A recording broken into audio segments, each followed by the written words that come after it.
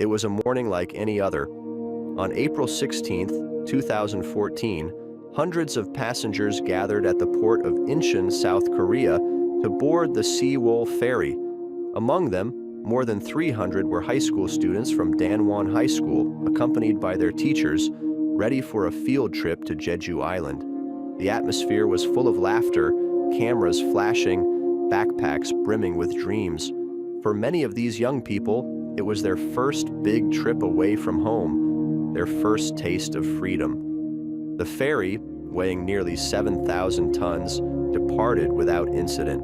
The sky was clear, the sea appeared calm. The students wandered the halls, explored the decks, and planned games and activities for the hours ahead. Some called their parents to tell them how excited they were. Others rested in their cabins. Everything pointed to a peaceful journey, an adventure they would always remember. But beneath the serene surface, hidden dangers were lurking. The ferry was carrying more cargo than it should, much of it improperly secured. The weight of the excess cargo made the ship dangerously unstable. A silent threat, invisible to those on board, was already creeping forward. As they sailed onward, the passengers could only see the vast sea ahead of them, feeling the gentle sway of the ferry. Then, without warning, a sharp turn. The ferry tilted slightly to one side. At first, it was barely noticeable, just a small tilt, something that could be easily dismissed. But within minutes, the angle became more pronounced. Objects began to slide across the floor. Through the windows, the horizon was now visibly tilted. Some students, nervously laughing, commented on how strange it felt. Others began to feel uneasy. The crew's voice came over the loudspeakers. "Please stay where you are. Do not move." It was an instruction that, at the time, seemed reasonable, but little did they know that instruction would become the difference between life and death. As the passengers obeyed, trusting the authority of the crew, the ferry continued to list. First 30 degrees, then 40. The water began to creep in through the lower doors. It was becoming harder to move. Climbing the stairs was almost impossible. Inside the cabins, fear started to grow. Some students sent text messages to their parents. "Mom, the ship is tilting. What should we do? Dad, I'm scared." Meanwhile, on the bridge, the crew was struggling to respond.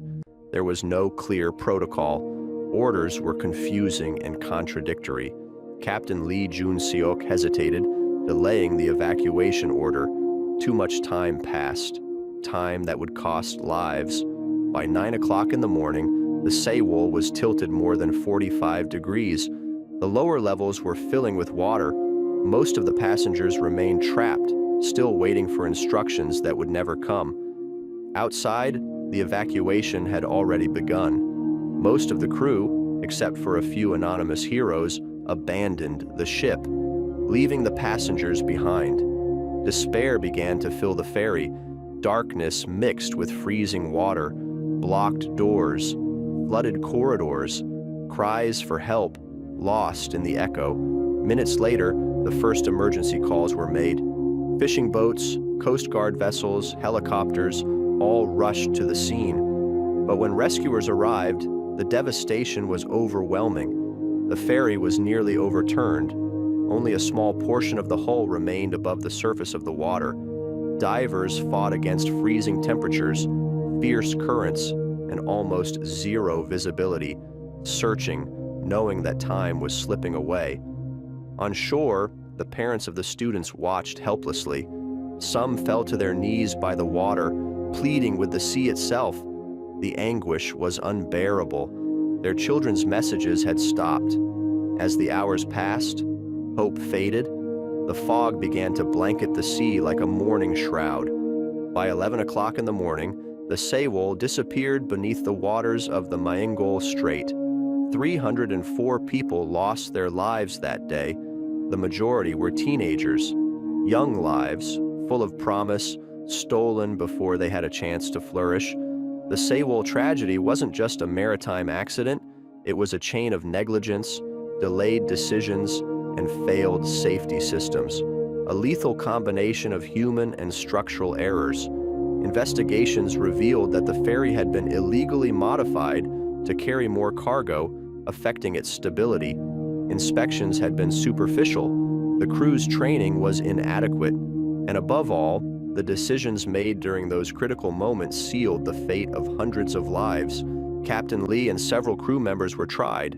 They faced charges of negligence, abandonment, and involuntary manslaughter. Captain Lee was sentenced to life in prison, but for the families who waited days by the port, holding photographs and weeping, no sentence would ever be enough. No verdict could bring their children back. No punishment could fill the void left by a life cut short. The Sewol tragedy shook the foundations of South Korea. Thousands poured into the streets, demanding reforms, demanding that their children's deaths would not be in vain. It wasn't just protest, it was collective grief, the cry of a generation forever scarred. Beyond politics, beyond trials, what remained were personal stories, hugs that were never given, graduations that never happened, birthdays that were wiped off the calendar. Each young life lost on the Sewol was a story interrupted, a future never written. Today, in South Korea, the name Sewol is not just the memory of a ship. It is a symbol of pain, loss, but also of resilience. Every year, ceremonies are held in honor of the victims. Flowers are cast into the sea, kites are raised into the sky, names are whispered, never to be forgotten. At the coast of Jindo, facing the waters where the ferry sank, a bell rings every April 16th, a soft, persistent sound carried by the wind, a reminder that even in tragedy, memory endures. The disaster of the Sewol Ferry wasn't just the sinking of a ship, it was the sinking of a nation's innocence, an open wound that still aches, a call to never forget what happens when negligence, greed, and indifference cross paths with life. Maybe we cannot change the past, but we can honor those who were lost by telling their story again and again, until the echo of their voices continues to resonate across the sea. If you found this story impactful, subscribe to Fatal Timeline for more real events that should never be forgotten.